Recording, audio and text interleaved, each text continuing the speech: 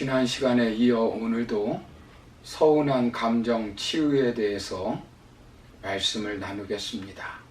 우리가 살아가면서 예고 없이 서운한 감정은 시시때때로 찾아옵니다.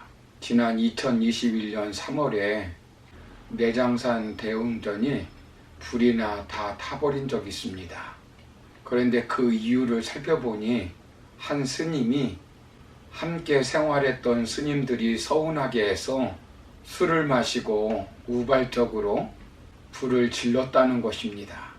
오랜 세월 돌을 닦아도 서운한 감정에서 자유로울 수 없는 것이 인간입니다.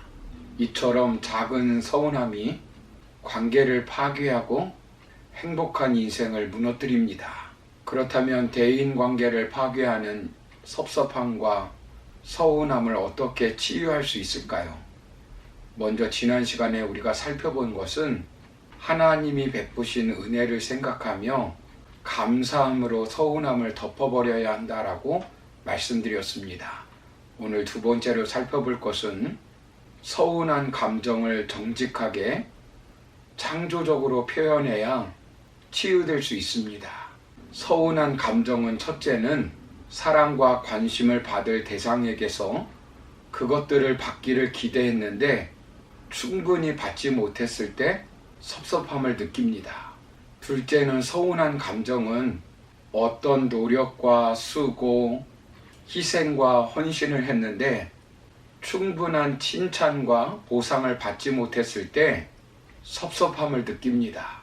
셋째는 서운함은 서로 받아들이는 해석의 방법이 다르기 때문에 생깁니다. 서로의 진실한 마음과 상황을 몰라서 생기는 경우가 있습니다. 큰아들은 동생을 위해 잔치를 베풀어주는 아버지의 마음을 이해하지 못해서 차별 대우한다고 생각해서 서운해하였습니다. 서운한 감정을 가진 사람들은 자신이 이렇게 힘든데 하나도 안 도와주니 섭섭하다고 말합니다. 그리고 자신을 싫어한다고 단정해버립니다. 예를 들어서 내가 생일인데 어떻게 잊어버릴 수 있죠? 너무 섭섭해요. 사랑하지 않으니까 그렇죠. 어떻게 키웠는데 고맙다는 표현도 없으니 섭섭하죠. 어떤 상황이 오면 부정적인 방식으로 해석하고 서운해하는 것입니다. 욥도 하나님께 서운해하고 친구들에게도 서운해하였습니다.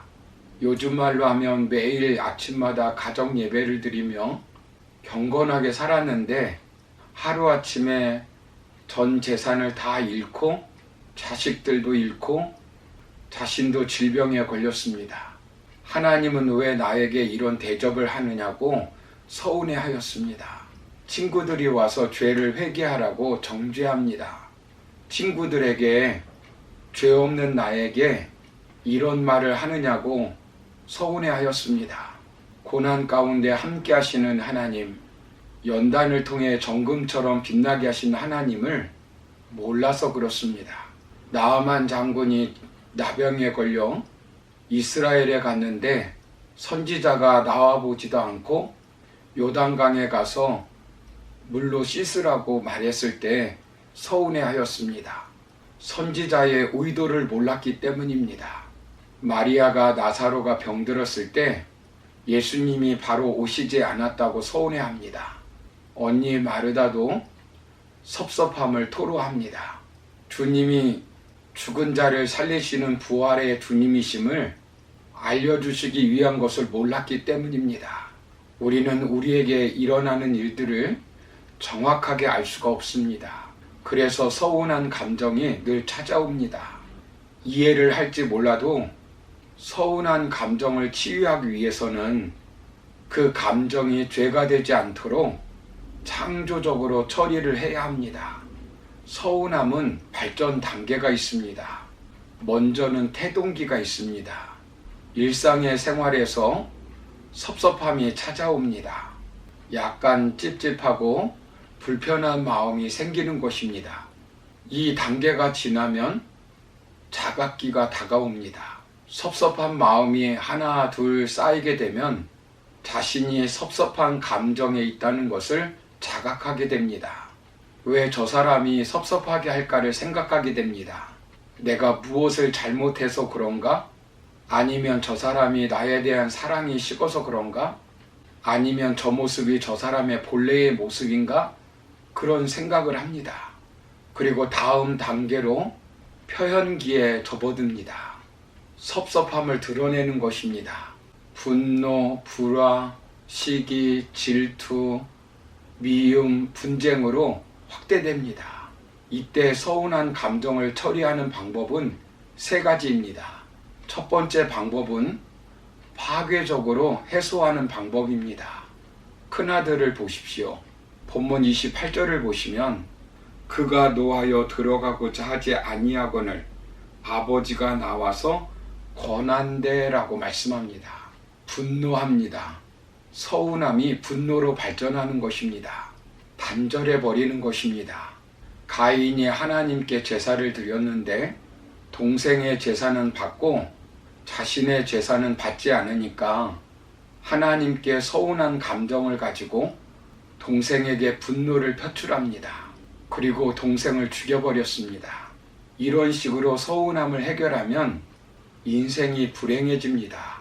그렇게 사랑한다고 고백하며 연인 관계였던 사람들도 그 서운함 때문에 증오하며 헤어집니다.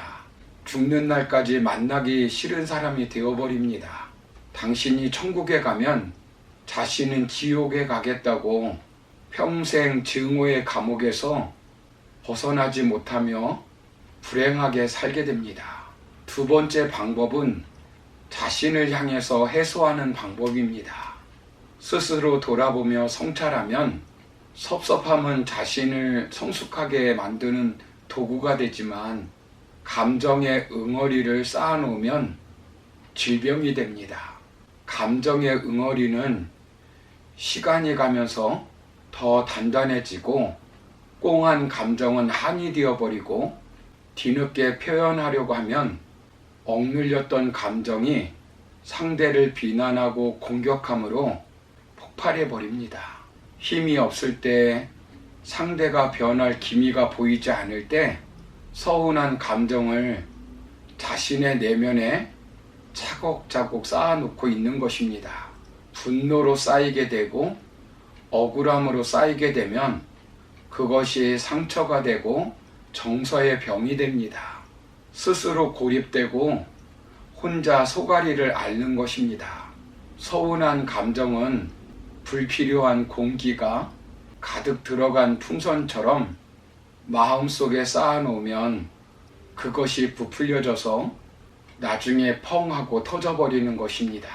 세 번째 방법은 창조적으로 표현하여 해결하는 방법입니다. 큰아들처럼 자신의 감정을 솔직하게 표현하는 것입니다. 29절에서 30절까지 살펴보면 아들은 자신의 솔직한 섭섭한 감정을 아버지에게 표현하는 것을 볼 수 있습니다. 막연한 이야기가 아닙니다. 일반화시켜 말하면 안 됩니다. 서운했던 실제 사례를 솔직하게 표현해야 합니다. 예를 들어 신혼 때는 매일 설거지하는 것을 도와주더니 지금은 설거지하는 것을 한 번도 도와주지 않는다고 표현해야 합니다. 요구사항을 정확하게 말해야 합니다. 인간관계는 의무적 관계가 아니라 자발적 관계입니다. 남을 위해서 희생하는 것 100% 없습니다. 조금씩 손해를 보고 사는 것입니다. 돌려주었다고 반드시 되돌려받는 것 아닙니다. 성경은 주는 것이 받는 것보다 복되다고 말씀합니다. 자신의 기대를 상대가 알아서 충족시켜 주기를 바라는 욕심이 내면에 있기 때문에 서운해하는 것입니다. 표현해야 합니다. 엘리야는 서운한 감정이 들 때 하나님께 나아가 솔직하게 자신의 감정을 표현했습니다.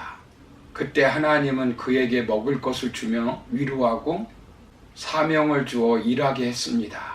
서운함으로 주어진 사명을 포기하지 말아야 합니다. 사랑하는 성도 여러분, 서운함도 얼마든지 창조적 에너지로 사용할 수 있습니다. 온갖 서운함을 다 당하면서도 십자가를 지시고 인류 구속 사역을 감당하신 예수님을 바라보며 구르는 돌에 이끼가 끼지 않는 것처럼 서운함은 파괴적 에너지가 아니라 창조적 에너지로 바꾸어질 수 있습니다. 그러므로 서운한 것이 있으면 정직하게 표현하여 해결함으로 주어진 하나님이 주신 사명, 능력 있게 감당할 수 있는 저와 여러분의 삶이 되기를 주님의 이름으로 축원합니다. 감사합니다.